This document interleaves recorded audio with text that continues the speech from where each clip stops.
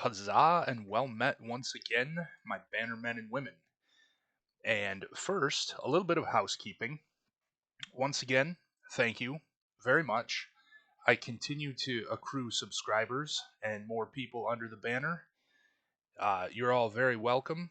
I'm glad to have you. You leave excellent comments. You keep me honest with some things. And many of you offer your own insights and your own experiences in building some of these things. And you have offered little changes and whatnot, and I thank you very much for those. I have an upcoming video planned where I'm going to address a couple that had to do with crafters. Um, I think those were the only two corrections that I wanted to, but viewer Michael Lyons, I believe it was. Let me double check on that. Michael Lyon left me a comment saying thank you for not editing out mistakes. And I want to obviously I commented back that I was happy to help him learn as we go because when I started out I was not good with redstone.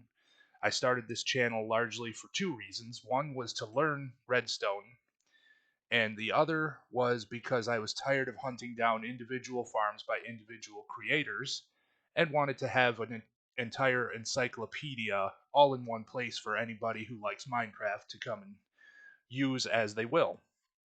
So here we are. So enough about that. This is going to be a bit of a shorter video as you can only see two structures behind me. But I'm calling these just unloaders or maybe water stream unloaders.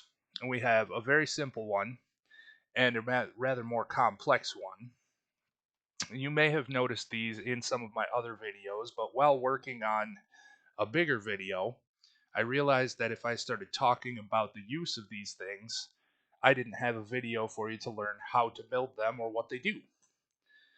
And that would have left some of my viewers feeling lost, and I didn't want to expand that video even further by going into how to build those there. So here we are. So this is our first water stream unloader, and we just use a dropper to put items into a water stream and transfer them elsewhere. This is, if you've watched my water stream, or I believe it's the water stream video or water pipeline videos, I'll link it in the description. It's about moving your items from one place to another using water streams. It's real simple stuff. It's the cheapest way to move your items across a great distance laterally or even vertically, but that's in another video entirely. I think that was the second video I ever made was the water elevators or item elevators where the water elevator is included. But enough about that and nostalgia. This is a real simple circuit. We have an observer looking at our chest. We have a hopper feeding into our dropper. It must be a dropper, not a dispenser. And we have the chest on top. As long as there are items changing in the chest, it will continue to fire this circuit and send the items from the dropper down the water stream. And you may already have seen the problem, but I want to explain the rest of the circuit first. So our observer observes what's happening in the chest, and as long as something is coming in or going out of the chest, it's going to keep firing, firing, firing. It powers this blue block, which powers our repeater, which powers this blue block, which powers our dropper. And then the dropper obviously just drops things into the water stream or onto the side rails of the water stream. But it's easy enough to fix. Cover up your water stream if it isn't naturally covered where you build it, and we'll have no more issues with that.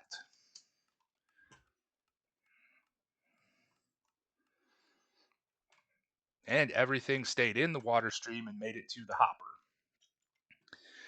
So this is a simple unloader. Here's the major problem with this is it is one speed.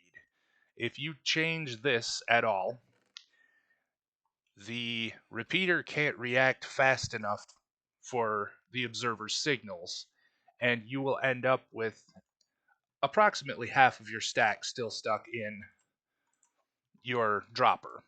Now you saw the one item I just took out of there was because after this is empty, one item is still going to land here. So it's not a perfect system, but if you just need something cheap and fast, this will be well able to serve your needs. Everything makes it down here to the hopper, to the chest. You can put the hopper one further back and then load it to the chest. You can do 2 hoppers. You could extend this, well, I say infinitely out into that direction, but Minecraft is technically limited at 60 million blocks on a side. So I guess you'd go about 30 million blocks that way before it went to the chest. And if somebody actually does that, I want to see it. That would be cool. Anyway, we're going to move on to a more sophisticated system here. This is essentially a pulse extender, and you may have seen this in the Allay sorting system video that I made. Well, we can save this because you might want to even extend this pulse extender even further. But that's neither here nor there. It doesn't even have to be this long. You could move this blue block back one. But at any rate, this is only meant to slow down the flow. And it was in the Allay sorting system because the Allay have a reaction time. And if you throw items at them too fast, too many items will go slinging by them and they won't pick them up. But you might have other reasons for this. Perhaps you want to slow down a system so that it doesn't clog up your hoppers on the other end. Maybe you don't want to overwhelm your crafters, or you don't want to overwhelm your shulker box loaders, because that is an issue. We will talk about some errata regarding hoppers in my upcoming video about modularity and how to move things along in hoppers. But anyways, we're getting off track here. So we have yet another dropper. It's facing downward through this staircase. This upside down stairs will help to keep centered the items when they're fired through. I don't know why that works. That's Minecraft Bedrock logic for you. But what's happening here is we have our comparator in subtract mode. Now, if you'll remember, when our comparator is in subtract mode, if it gets any signal from behind, it takes that signal and it sends it on forward. In the event that it gets a signal from the side, it will take the amount of the signal it receives from the side and subtract it from the amount of signal it receives from the back. And then it will output that reduced signal to the front. So what you end up with is this system here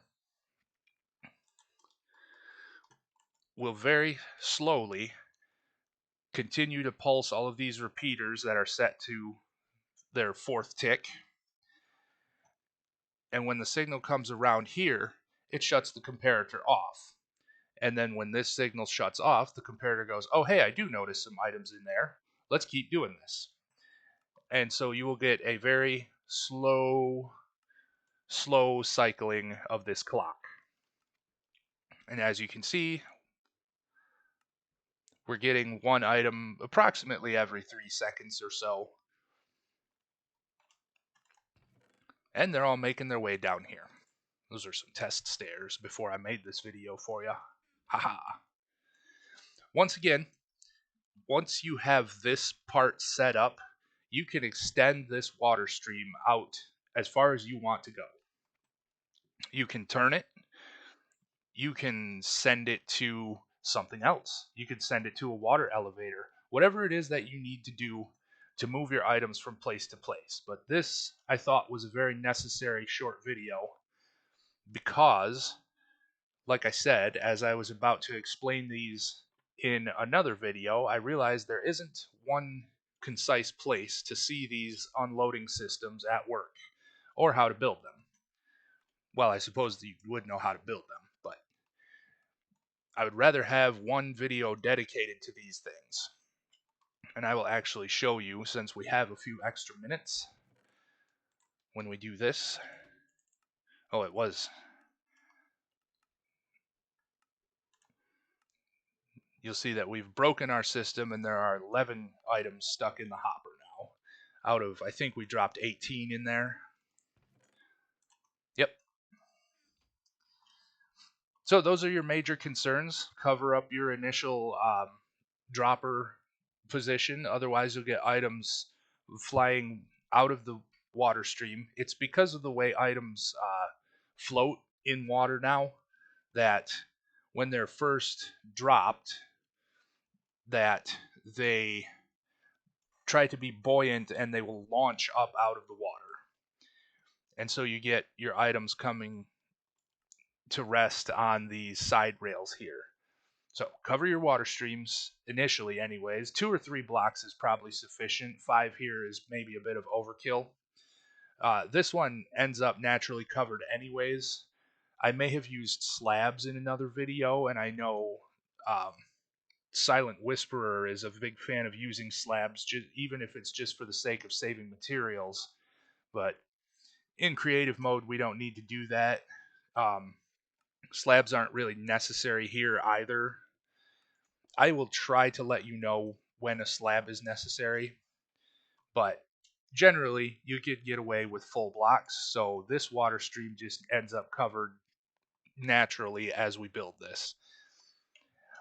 And really, that's all I have for you. This was a bit of a spur of the moment video because I was inspired to make it during working on a bigger video. And that one will just have to be pushed back, which doesn't hurt my feelings because it's such a monumental thing that I still feel like I have a lot to do with it to do that video justice for all of you. So, I want to thank you all for being here. I do appreciate your viewership, your comments, your likes, and we have broken past 100 subscriptions. So I very much adore you all for that. And let's keep it going. Let's see how far we can get before the end of the year, but I don't plan on quitting this anytime soon. And I hope you're all blessed on your next quest, and I'm off to my next adventure.